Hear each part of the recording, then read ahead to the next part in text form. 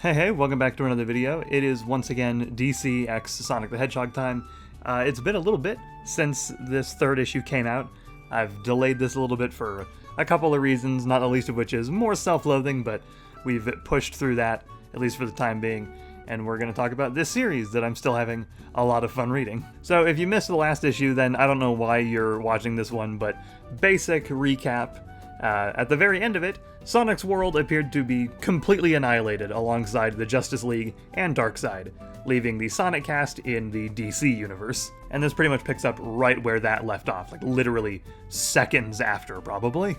Like always, I'm not going to go over every single little plot point here because it's a new book, you should go read it, but, you know, we're going to go over the general progression of things, and so there are going to be spoilers, so if you're interested in reading this issue, go do it before you watch this video. So while a lot of the previous issue was the DC characters in Sonic's world and seeing them interact with the elements specific to that universe, a lot of this one is the opposite. We've got Sonic characters in the DC universe and interacting with the elements present there, though this time without the actual Justice League there to back them up and sort of contextualize certain things going on. Granted, we don't really see any of the contextualizing that would need to happen, because basically as soon as they set up that the Sonic characters are going to have to take the place of the Justice League, for the time being anyway, we sort of cut right into some weeks, maybe even months later, depending, where Silver is a member of the Green Lanterns.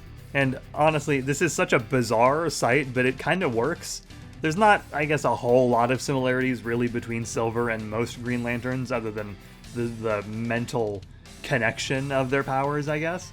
But it just feels right for Silver to be a Green Lantern. And we get a little bit of him teaming up with notable Green Lantern Kilowog, as well as much more obscure but still very fun Green Lantern Chip, who is a space squirrel, or an Earth squirrel. I don't know enough about the Green Lantern Corps in general to remember for sure, but he's a squirrel, and that's the important part. And we get a decent little battle between them and Sinestro. Sinestro makes a meme face, which is pretty fucking hilarious. Afterwards, Silver gets a Chaos Emerald because Sinestro managed to get his hands on one somehow, and the majority of the issue is sort of this pattern going forth. A character is teaming up with some other DC characters, taking the place of a standard DC hero. They fight a staple villain and they get a Chaos Emerald.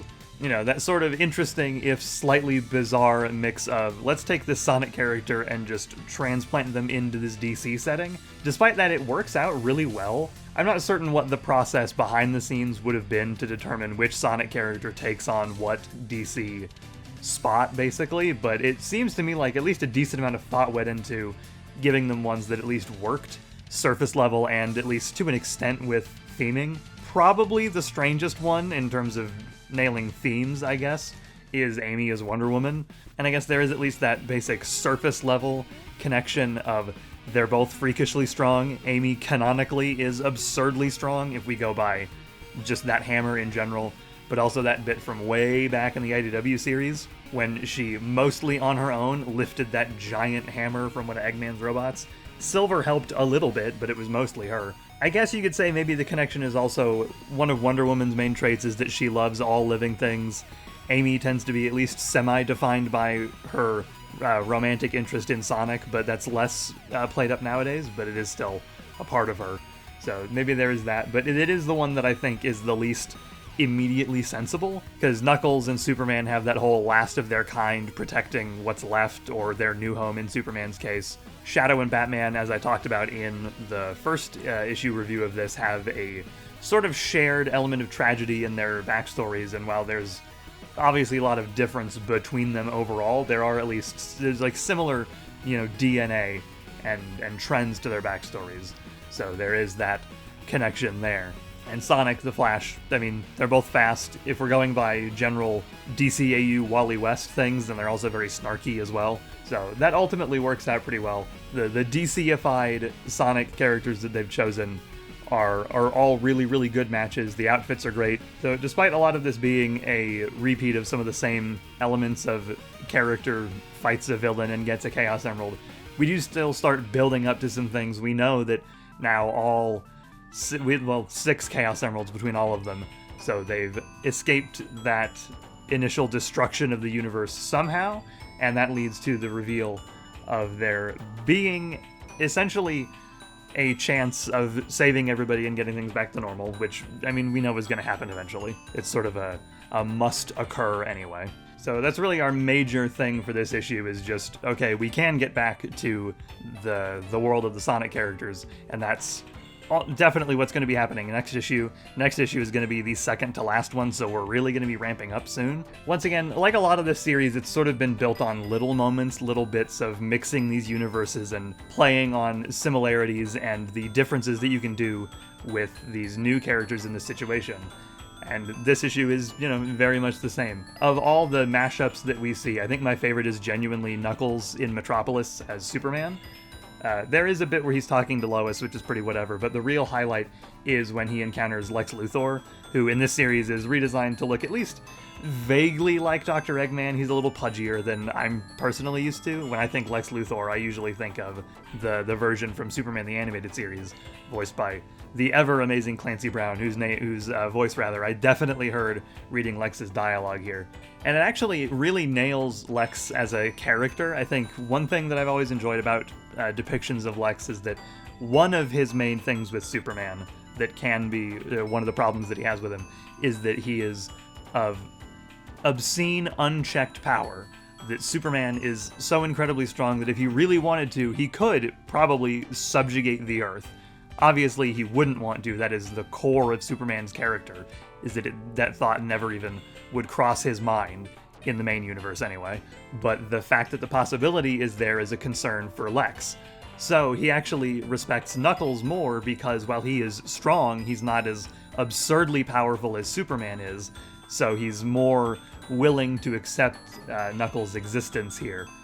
Granted, he still does try to bargain with him and strike up a deal, and Lex is always kind of a slimy businessman, I guess, as it were. And so Knuckles doesn't buy it, probably entirely because of the many times that Eggman has tricked him for one reason or another, so he's on the up and up at this point. And Lex attempts to use a Chaos Emerald thinking that it's kryptonite, and I really love the way he tries to, like, cover for it, where Knuckles doesn't immediately seem to get it. He's like, oh cool, a Chaos Emerald, and Lex is like, yeah, no, I totally meant to do that, just take it as a token of sincerity.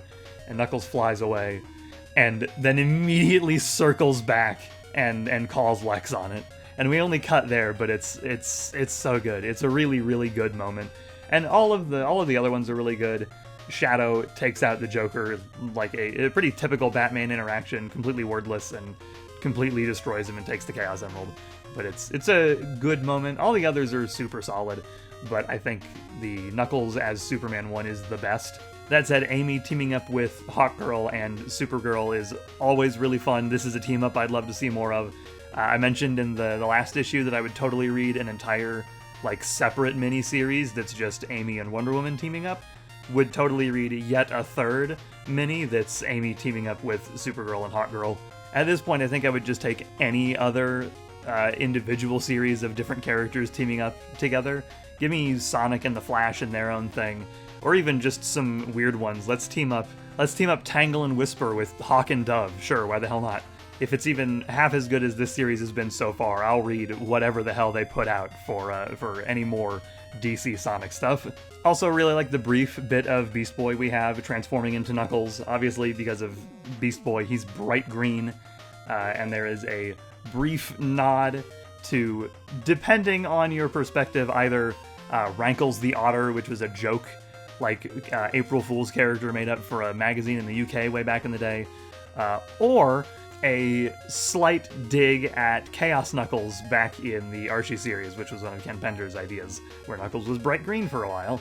It's a very fun moment, exactly like something Beast Boy would do just to mess with these guys. And, you know, it's a Sonic lore jab, which I always appreciate. So yeah, story-wise, it's really, really good, just like every issue has been so far. I think still the first issue is overall the strongest, just by how well it sort of justifies, for lack of a better term, bringing these universes together and getting the interactions between the characters. But here, where we've transplanted the Sonic characters into the DC universe, I think they've done a good job of further cementing how good of an idea this is and how strangely well it works. Because on paper, Sonic and DC crossover sounds completely insane, but in execution, it's been done really, really well.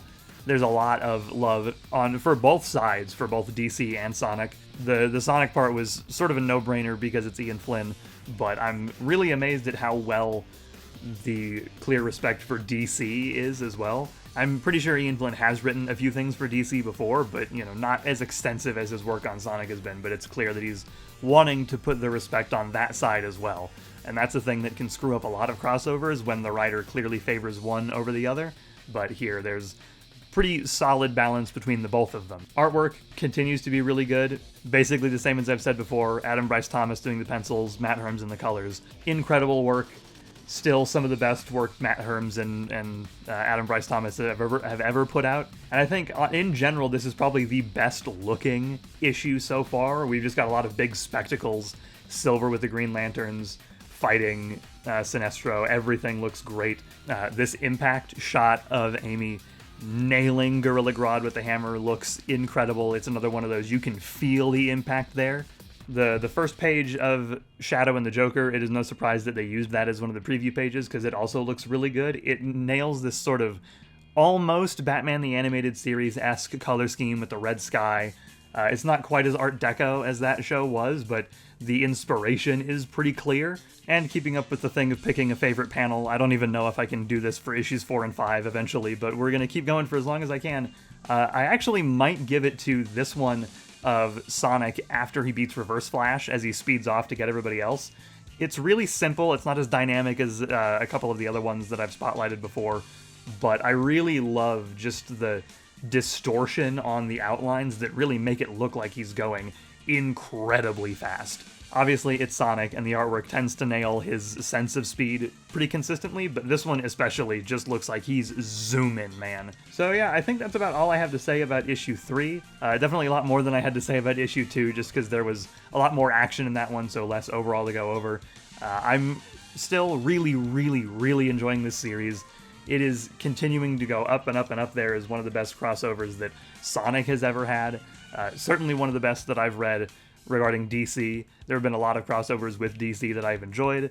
The Power Rangers and Justice League one was incredibly good, but so far this is way up there. If it keeps on this trend, I've mentioned it before, but there's a possibility it could be as good, if not better, than Worlds Collide back in the Archie series, and to me that is high praise because I love that series a lot too. So to repeat the thing I've said a million times, if you are either a Sonic or a DC fan, please go read this. It is really good. There is so much respect and care being put into both sides of this crossover, and it's such a blast to read. I look forward to it every month, and I'm sad that in a relatively short amount of time, it is going to be over. But I'm fully along for the rest of the ride, and I'm excited to see what else it can possibly do. That's going to be it from me. I hope you have a great day, evening, afternoon, whatever time it is for you, and I will see you guys next time.